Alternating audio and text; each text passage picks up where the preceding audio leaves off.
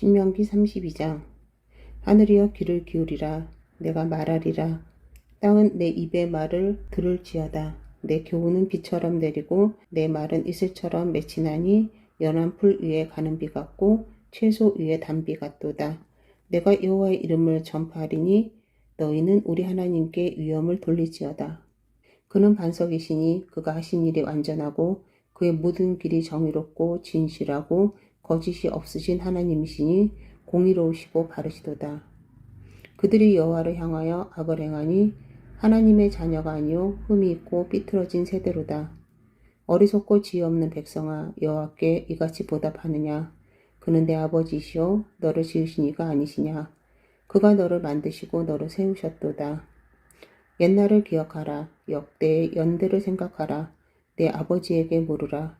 그가 내게 설명할 것이요 내 어른들에게 물으라. 그들이 내게 말하리로다. 지극히 높으신 자가 민족들에게 기업을 주실 때에, 인종을 나누실 때에 이스라엘 자손의 수요대로 백성들의 경계를 정하셨도다. 여호와의 분깃은 자기 백성이라. 야곱은 그가 택하신 기업이로다. 여호와께서 그를 황무지에서 짐승이 부르짖는 광야에서 만나시고 호위하시며 보호하시며 자기의 눈동자같이 지키셨도다. 마치 독수리가 자기의 보금자리를 어지럽게 하며 자기의 새끼 위에 너풀거리며 그의 날개를 펴서 새끼를 받으며 그의 날개 위에 그것을 엎는 것 같이 여호와께서 홀로 그를 인도하셨고 그와 함께한 다른 신이 없었도다. 여호와께서 그가 땅의 높은 곳을 타고 다니게 하시며 밭의 소산을 먹게 하시며 반석에서 꿀을 굳은 반석에서 기름을 빨게 하시며 소의 엉긴 것과 양의 젖과 어린 양의 기름과 바산에서 난 순양과 염소와 지극히 아름다운 밀을 먹이시며 또 포도즙의 붉은 술을 마시게 하셨도다. 그런데 여수run이 기름짐에 발로 찼도다. 내가 살찌고 비대하고 윤택함에 자기를 지으신 하나님을 버리고 자기를 구하신 반석을 업신여겼도다. 그들이 다른 신으로 그의 질투를 일으키며 가증한 것으로 그의 진노를 격발하였도다. 그들은 하나님께 제사하지 아니하고 귀신들에게 하였으니 곧 그들이 알지 못하던 신들, 근래에 들어온 새로운 신들, 너희의 조상들이 두려워하지 아니하던 것들이로다. 너를 낳은 반석을 내가 상관하지 아니하고 너를 내신 하나님을 내가 잊었도다. 그러므로 여호와께서 보시고 미워하셨으니 그 자녀가 그를 경노하게 한 까닭이로다. 그가 말씀하시기를 내가 내 얼굴을 그들에게서 숨겨 그들의 종말이 어떠함을 보리니 그들은 심히 패역한 세대여 진실이 없는 자녀임이로다. 그들이 하나님이 아닌 것으로 내 질투를 일으키며 허무한 것으로 내 진노를 일으켰으니 나도 백성이 아닌 자로 그들에게 시기가 나게 하며 어리석은 민족들로 그들의 분노를 일으키리로다. 그러므로 내 분노의 불이 일어나서 수월의 깊은 곳까지 불사르며 땅과 소산을 삼키며 산들의 터도 불타게 하는도다. 내가 재앙을 그들 위에 쌓으며 내 화살이 닿을 때까지 그들을 쏘리로다. 그들이 주림으로 쇠약하며 불같은 더위와 독한 질병에 삼켜질 것이라. 내가 들짐승의 이와 티끌에 기는 것의 독을 그들에게 보내리로다. 밖으로는 칼에 방 안에서는 놀람에 멸망하리니 젊은 남자도 처녀도 백발 노인과 함께 젖먹는 아이까지 그러하리로다. 내가 그들을 흩어서 사람들 사이에서 그들에 대한 기억이 끊어지게 하리라 하였으나 혹시 내가 원수를 자극하여 그들의 원수가 잘못 생각할까 걱정이었으니 원수들이 말하기를 우리의 수단이 높으며 여호와가 이 모든 것을 행함이 아니라 할까 염려함이라. 그들은 모략이 없는 민족이라. 그들 중에 분별력이 없도다. 만일 그들이 지혜가 있어 이것을 깨달았으면 자기들의 종말을 분별하였으리라. 그들의 반석이 그들을 팔지 아니하였고 여호와께서 그들을 내주지 아니하셨더라면 어찌 하나가 천을 쫓으며 둘이 만을 도망하게 하였으리요. 진실로 그들의 반석이 우리의 반석과 같이 아니하니 우리의 원수들이 스스로 판단하도다. 이는 그들의 포도나무는 소돔의 포도나무요 고모라의 밭의 소산이라. 그들의 포도는 독이 든 포도이니 그 송이는 쓰며 그들의 포도주는 뱀의 독이요 독사의 맹독이라. 이것이 내게 쌓여 있고 내 곳간에 봉하여 있지 아니한가. 그들이 시출갈 때에 내가 보복하리라. 그들의 환난 날이 가까우니 그들에게 닥칠 그 일이 속히 오리로다. 참으로 여호와께서 자기 백성을 판단하시고 그 종들을 불쌍히 여기시리니 곧 그들의 무력함과 갇힌 자나 노인자가 없음을 보시는 때로다. 또한 그가 말씀하시기를 그들의 신들이 어디 있으며 그들이 피하던 반석이 어디 있느냐. 그들의 재물이 기름을 먹고 그들의 전제의 재물인 포도주를 마시던 자들이 일어나 너희를 돕게 하고 너희를 위해 피난처가 되게 하라. 이제는 나 곧 내가 그인 줄 알라. 나 외에는 신이 없도다. 나는 죽이기도 하며 살리기도 하며 상하게도 하며 낫게도 하나니 내 손에서 능히 빼앗을 자가 없도다. 이는 내가 하늘을 향하여 내 손을 들고 말하기를 내가 영원히 살리라 하였노라. 내가 내 번쩍이는 칼을 갈며 내 손이 정의를 붙들고 내 대적들에게 복수를 하며 나를 미워하는 자들에게 보응할 것이라. 내 화살이 피에 취하게 하고 내 칼이 그 고기를 삼키게 하리니 곧 피 살자와 포로된 자의 피요 대적의 우두머리의 머리로다. 너희 민족들아 주의 백성과 즐거워하라. 주께서 그 종들의 피를 갚으사 그 대적들에게 복수하시고 자기 땅과 자기 백성을 위하여 속죄하시리로다. 모세와 눈의 아들 호세아가 와서 이 노래의 모든 말씀을 백성에게 말하여 들리리라. 모세가 이 모든 말씀을 온 이스라엘에게 말하기를 마치고 그들에게 이르되 내가 오늘 너희에게 증언한 모든 말을 너희의 마음에 두고 너희의 자녀에게 명령하여 이 율법의 모든 말씀을 지켜 행하게 하라.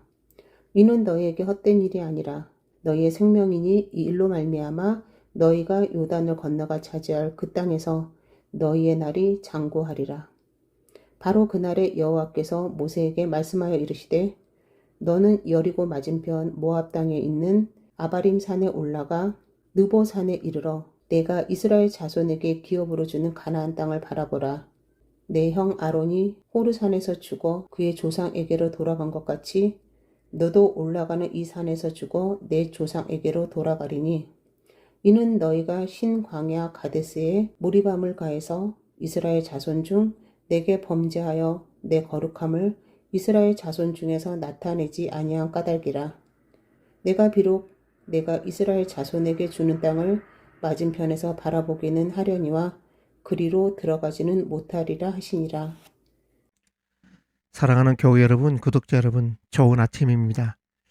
오늘의 말씀, 신명기 32장의 말씀으로 우리 함께 월요일의 문을 힘차게, 활기차게 열었으면 좋겠습니다. 말씀의 귀한 은혜가 저와 여러분 가운데 함께하길 바랍니다. 신명기 32장은 모세의 노래로 잘 알려져 있는 말씀입니다. 그런데 보통 노래하면 노래 제목들이 다 붙어 있잖아요. 왜 노래 제목을 달아놓겠습니까? 이 노래 제목을 딱 보면서 그 노래가 말하고자 하는 것들을 우리가 어느 정도 알 수 있기 때문에 그 노래 제목 속에 그 노래가 말하고자 하는 모든 내용들이 함축이 되어 있기 때문에 노래 제목들을 달아놓는 것입니다. 예를 들어서 김현우가 부르는 이별 택시라고 하는 노래가 있거든요. 연인이 이별하는 장면을 섬세하게 표현한 가사들이 그 노래 속에 들어있는데 그 이별 택시라고 하는 그 제목 속에 말하고자 하는 그 이별의 아픔들이 다 담겨 있다는 이야기예요. 그래서 제목 이별 택시 이렇게 붙이는 거거든요. 그런데 모세의 노래에는 제목이 달려있지 않습니다.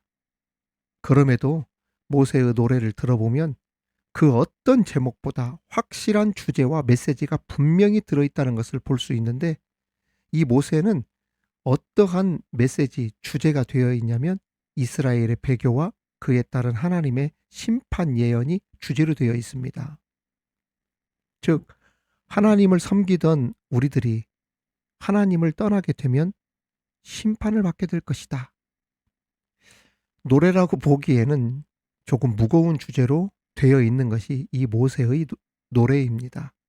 아무튼 모세의 기도, 모세의 노래 속에 담겨진 하나님의 교훈이 어떤 교훈이 있는지 우리 몇 가지 살펴보면서 그 은혜를 함께 나누겠습니다. 첫 번째, 하나님의 말씀은 있는 그대로 선포해야 한다는 겁니다.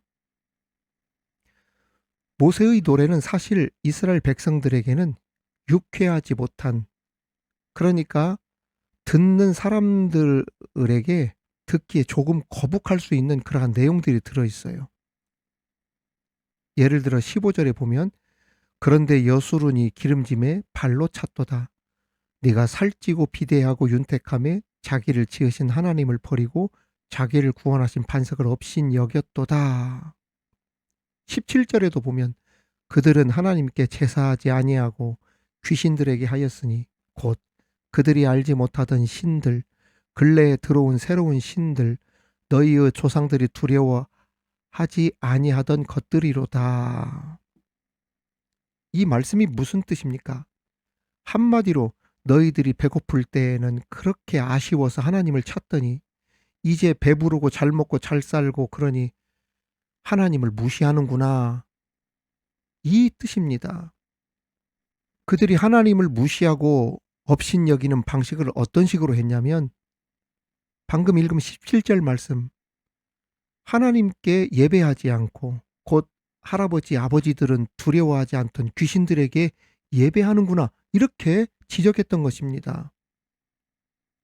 이 모세의 예언이 그들에게 기분 좋게 들리지 않았을지 모르지만 사실 그들에게는 약이 되는 좋은 말씀이었어요.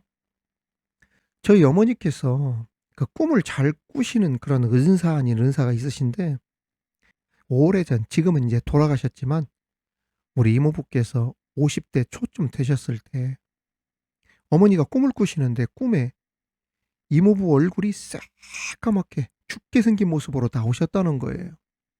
그러면서 꿈이지만은 간이 좋지 않구나라고 하는 걸 느끼셨대요. 그래서 꿈에서 깬 후에 진찰받았으면 좋겠다고 그렇게 말씀을 드리니까 기분 나빠하시면서 아이고 말도 안 되는 소리 하시지 마시라고, 내가 얼마나 건강한데요. 어머니 말씀을 무시하더래요. 그런데 어머니께서 하도 가보라고 하니까 병원 가서 진찰을 받아보셨는데 세상에, 겉은 멀쩡한데 실제로 간에 문제가 있었다는 겁니다. 그래서 병원에서 아니 어떻게 하셨냐고, 조금만 늦었으면 급성 간염으로 간경화로 이어져 사망에 이를 뻔했다고. 처음에 기분이 나빴지만은 결과는 좋게 나왔다는 것이죠. 그렇습니다. 모세의 예언이 듣기는 거북하고 또 듣기 싫은 그런 말씀, 경고의 말씀이기도 했지만 결과적으로 보면 이스라엘을 살리고 사랑하고 구해내는 그러한 말씀이었던 것입니다. 특히 31장 오늘 말씀 30절 보면 이런 말씀이 나옵니다. 그리고 모세가 이스라엘 총회에 이 노래의 말씀을 끝까지 읽어 들리니라 라고 했어요. 듣는 사람들이 부담스럽고 거북하게 받아들일 수 있었음에도 중간에 말씀을 중단한 것이 아니라 모세는 끝까지 읽어 들렸다고 했습니다. 왜 모세가 사람들이 거부할 수도 있고 듣기 싫어할 수도 있는 그러한 경고의 말씀인데도 끝까지 그 말씀을 전했을까? 이 말씀을 들어야 너희들이 살기 때문에, 그래서 끝까지 읽어 들리게 했던 것입니다. 우리는 가끔 자기 생각해서 해주는 말인데 듣기 싫다고 기분 나쁘다고 그러냐? 하지 마. 듣기 싫으면 듣지 마. 됐어.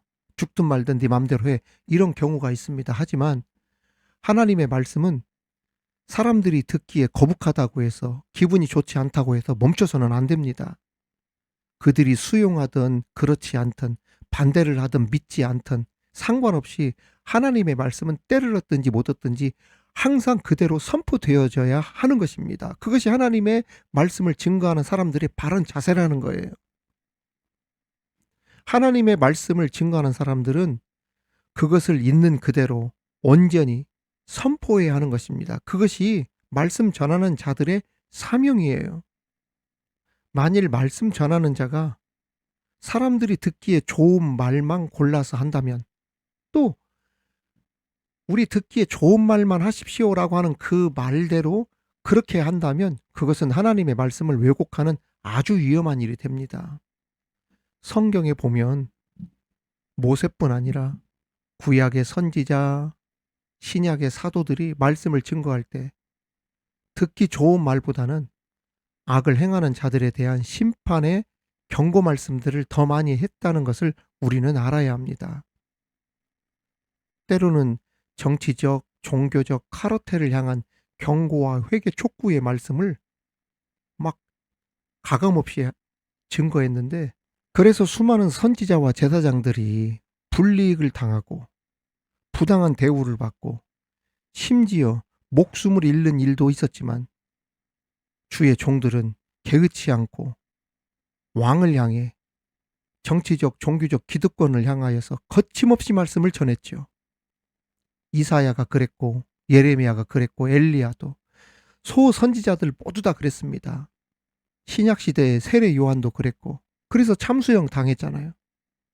더 나아가 예수님도 그러시다 십자가에서 죽으신 거예요. 대제사장과 바리새인, 서기관, 장로들이 예수님을 십자가에 못 박아 죽였지 않습니까? 그런데도 세상을 향한 예수님의 말씀은 흔들리지 않았습니다. 있는 그대로 전하셨어요. 오늘날 교회 안에서 정치적인 것들을 고려해서 말씀을 지혜롭게 전하십시오라고 하는 압박을 받는 경우가 목회자들에게 많은 도전이 되고 있습니다. 교회 안에 일부 극우 세력들이 목회자들에게 대놓고 말씀 선포하는데 압박을 가하기도 하지요. 그럼에도 목회자와 성도들은 사회적 약자를 보호하고 변호하면서 부패한 권력에 맞서 말씀을 담대히 전할 수 있는 그러한 엄중한 책임을 내려놓아서는 절대로 안 됩니다. 다른 것에서는 자존심을 내려놓을 수도 있고 머리를 숙일 때가 있지만, 하나님 말씀을 전하는 일에서만큼은 담대하고 당당해야 한다는 것입니다. 혹 말씀을 끝까지 받지 않고 수용하지 않는 그러한 사람들 있다고 한다면 기죽을 거 없어요. 겁낼 것도 없습니다. 예수님께서 말씀하신 것처럼 먼지 털고 거기서 담대히 복음이 필요한 곳을 향하여 다시 떠나는 겁니다. 그러한 용기가 있어야 되는 거예요. 우리가 깊이 생각해 봐야 할 것은, 오늘날 좋은 말만을 증거해 주길 바라는 성도들도 문제지만, 말씀을 전하는 설교자들이 사람들이 듣고 싶어하는 설교만 하려고 하는 경우들이 있는데, 그렇게 된다면 목회자가 성도들에게 인기 스타는 될 수 있어도 사람들과 이 사회를 복음으로 변화시킬 수는 없을 것입니다. 여러분, 오늘날 수많은 젊은이들, 중장년층들이 교회를 떠나서 천주교로 옮겨간다는 사실 여러분 알고 계십니까? 얼마나 많은 사람들이 옮겨가는지 몰라요. 왜 그런 현상들이 교회 안에서 일어나고 있는가? 왜 요즘 급격히 그러한 일들이 늘고 있는지 교회는 주의 깊게 들여다보고 분석을 할 수 있어야 합니다. 길버트 버넷은 이런 말을 했어요. 가장 훌륭한 설교는 들은 회중이 왁작지껄 칭찬하는 설교가 아니라, 설교를 들은 회중이 깊은 생각에 빠지게 만들고 심각한 마음으로 혼자 있고 싶다는 생각을 서두르게 만드는 설교다. 이게 가장 훌륭한 설교다. 그런 말을 했습니다. 오늘날 성도들 중에도 바른 교훈에는 귀를 막고 자기 사욕을 만족시켜줄 스승을 쫓으려 하는 이들이 적지 않습니다.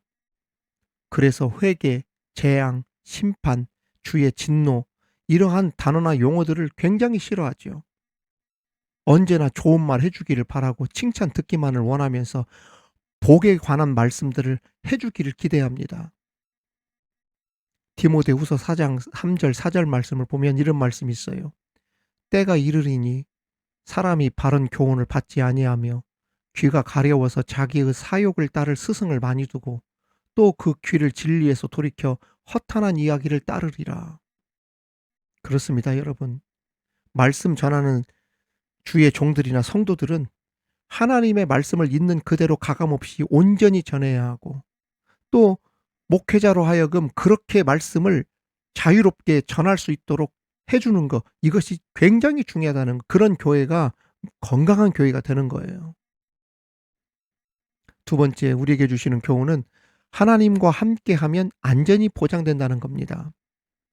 오늘 10절 말씀에 보면 여호와께서 그를 황무지에서 짐승이 부르짖는 광야에서 만나시고 호위하시며 보호하시며 자기의 눈동자같이 지키셨도다 라고 했습니다.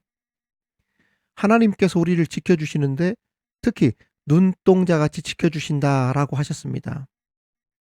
우리 육체의 다른 모든 부분도 마찬가지겠지만 가장 섬세하고 예민하고 그리고 우리 신체 중에 가장 조밀한 구조로 되어 있는 그 신체 기관이 바로 이 눈동자입니다.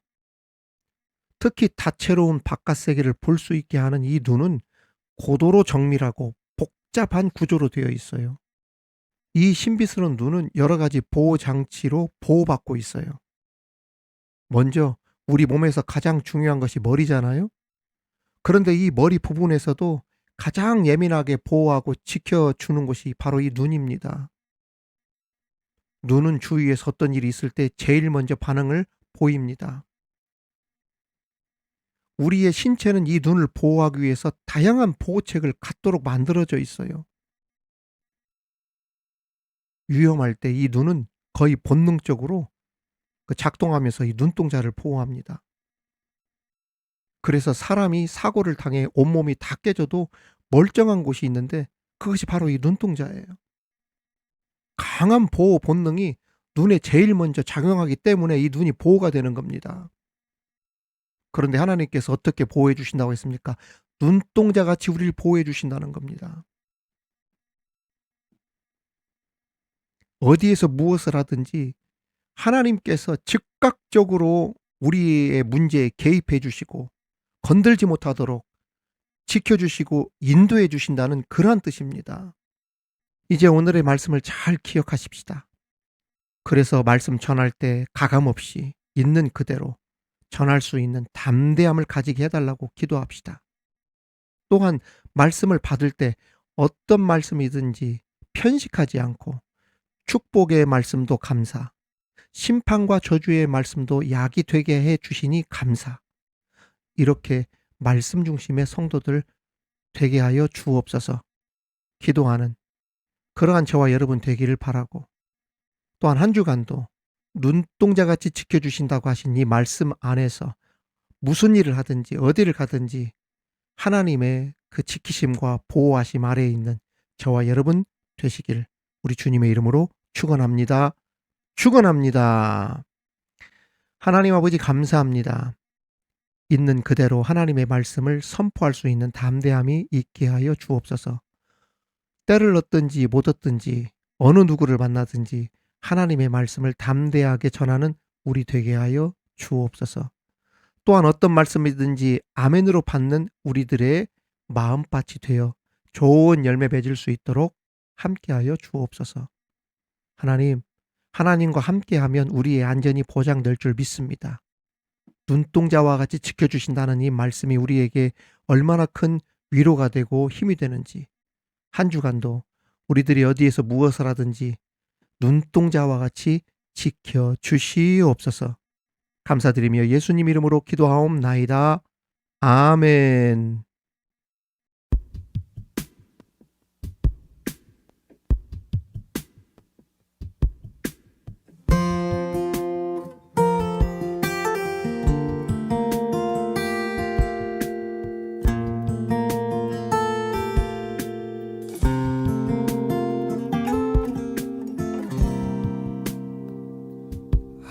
하나님은 너를 만드신 분, 너를 가장 많이 알고 계시며, 하나님은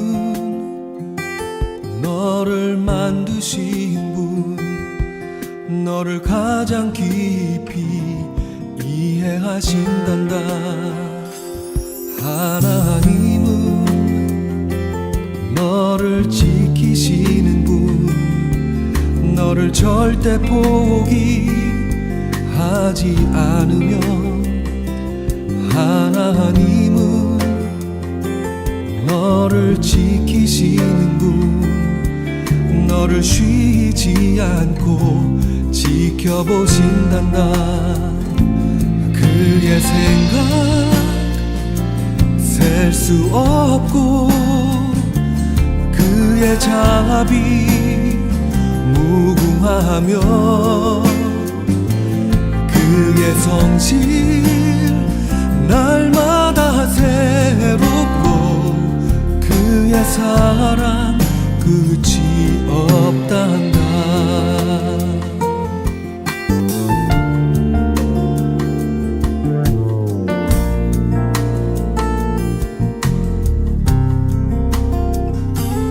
하나님은 너를 원하시는 분, 이 세상 그 무엇 그 누구보다 하나님은 너를 원하시는 분, 너와 같이 있고 싶어 하신단다.